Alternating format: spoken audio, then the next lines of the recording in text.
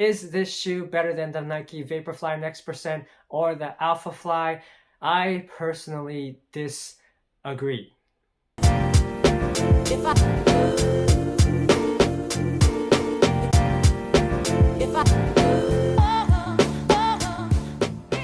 Hey, what's up guys? Welcome back to the NeverNotGoodRun channel. My name is Milai. You can remember that as Eli with an M.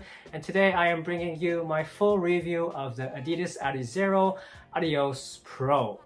Now, Adidas Adizero Adios Pro is Adidas's version of the super marathon race shoe, which some people say that is even better than the NIke Vaporfly Next Percent or the Alphafly, and it has kind of proven so. And of course, that was not just through people's reviews of the shoe, but actual performances. Like at the end of last year, Kibiwat Candy and Paris Jepchircher, they both broke the records of the half marathon distance, both wearing this shoe, not any of the Nike super shoes, this Adizero Adios Pro. And I've seen many people say on their review videos that this is the next super shoe, which is better than a NIke Vaporfly Next Percent or Alphafly, which I'm gonna go straight to my conclusion. I disagree, and I'll tell you why later in this video, but let's first just quickly go through the details of the shoe.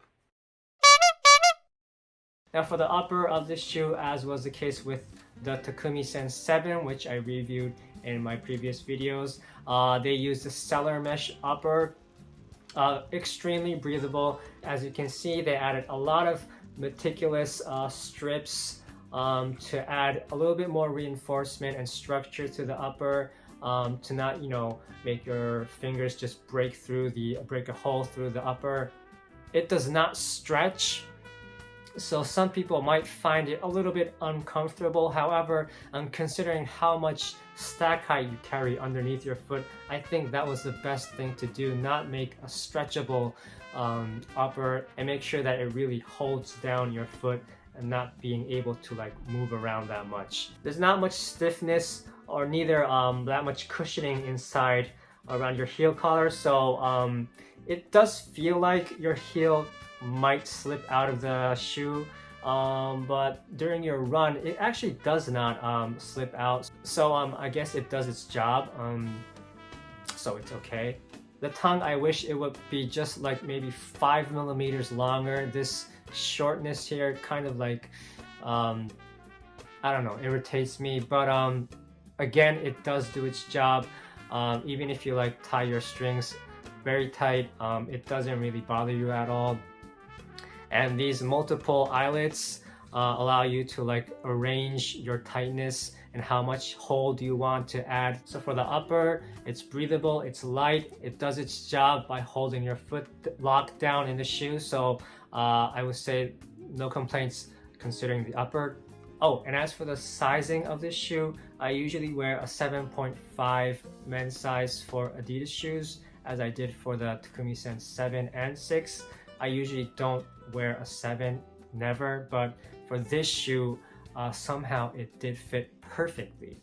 So before just buying it online, maybe you might want to go to the shop and try it on, although it's really hard to find this shoe sitting in a store anywhere. But now for the midsole, they have their Light Strike Pro midsole material with a 39 millimeter stack height in the heel. That's as high as it can get with an 8 millimeter drop.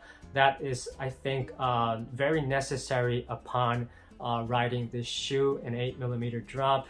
Of course, when the stack height gets this high, you would expect a certain amount of instability, but they put a plate in the heel to add a little bit more stability. And of course, under the forefoot, instead of a carbon fiber plate, they have their so-called energy rods, which are placed underneath your metatarsal bones to create a more even push forward based on the way you land on the shoe. And as for the outsole, as you can see, an extremely simple outsole with no treads, no nubs or nothing, totally flat rubber outsole. I ran on slippery roads after a rain in these shoes, but I had no issues. So pretty good work with the traction. and a minimal amount of outsole. It is a very thin layer of rubber, as you can see, so it might not provide that much durability, but considering traction, it does do the job, so actually no complaints there as well. Now the ride, forget about all those details, what kind of technology went into the shoe, what about the ride of this shoe? First of all, if you want to jog in this shoe, just forget about it. It's not meant for jogging in. It's uncomfortable, so forget about it. Now what I like about this shoe is the little bit more snappiness of the midsole. So those who are used to running in the NIke Vaporfly Next percents will realize that this shoe is a little bit more snappier than the Vaporflies. So it doesn't make your foot really sink in that much, and so it gives you a little bit more immediate snap back.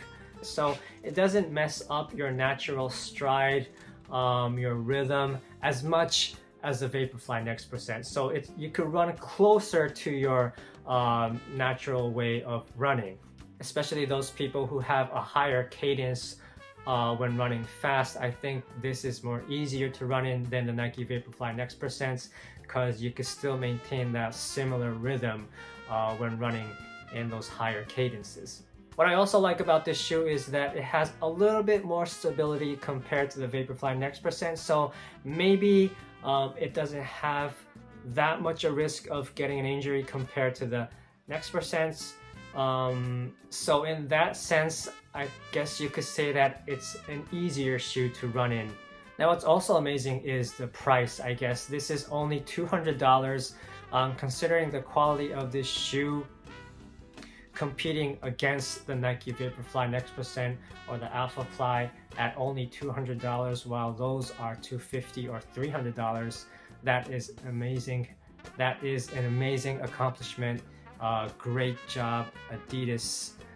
Now, why do I not like this shoe? Now, this has a 39mm stack height in the heel. It is a very high stack height, and it just feels like you're running on a very stack height shoe. It's really hard to explain, but for me, with each step, it kind of feels like you're stepping into a puddle of mud. Now it also might have to do with the weight of this shoe. Amongst the carbon fiber plated super running shoes, this is probably one of the most heaviest shoes. This weighs 8 ounces for men's size 9. The Vaporfly Next percent is around 6.6 ounces, if I remember right. So for some people, that is quite a difference. For a person like me, I'm only 5'6". I only weigh 120 pounds. The fact that the stack height is so high and it's a little slightly heavier kind of bothers me a lot during my run. Like I said, it almost feels like you're running into a puddle of mud. You could feel yourself carrying that weight and that stack height, especially when you start getting tired. Also, for me at least, I feel like I'm not getting the benefit of the energy rods as much as faster people will. I feel like to get the benefit of the energy rods, I really need to have more energy in my strides. So meaning I have to have either stronger stride or maybe simply just faster, because like, you know, having more speed in your stride generates more energy overall. So I think maybe for me personally, this shoe is too advanced and I just cannot get the benefit of this shoe as much as I want to. I just feel really tired after running this shoe, and it just doesn't feel good running in it. So if it's not good for me, who might this shoe be for? I think it is a shoe for more elite runners who could run really fast. So for people who could put their weight into their forefoot with each stride all throughout the marathon distance or half marathon distance, I think this shoe is for those people. They could benefit more from this shoe, but even for me, at least what I think is that it is not just meant for me. It's not an easy shoe to run in, not comfortable in my marathon pace. Maybe if I had a little bit more power in my legs, I could run more comfortably in this shoe, but I just don't feel comfortable running in this shoe. It still is a really fast shoe, a good shoe to run in. I will still do my threshold runs, tempo runs in this shoe. However, I will not choose it for my marathon or half marathon race shoe. I will use it just for my training. But I assure you, even though I will not be wearing this as a race shoe for my marathon distance or half marathon or probably any distance, this still is a very fast shoe. Actually, I ran a 5K time trial today and I PR'd in the shoe. So I think this shoe does keep proving that it performs extremely well when you run really fast in it. But you might want to think twice when you want to run more longer distances, half marathon or marathon distances. And that's about it with today's video of my full review of the Adidas Adizero Adios Pro. Thank you so much for watching all the way till the end. Please like the video and subscribe to my channel. I'll see you soon again, hopefully, and have a good run. And don't forget, there's never not a good run. See you guys. Bye.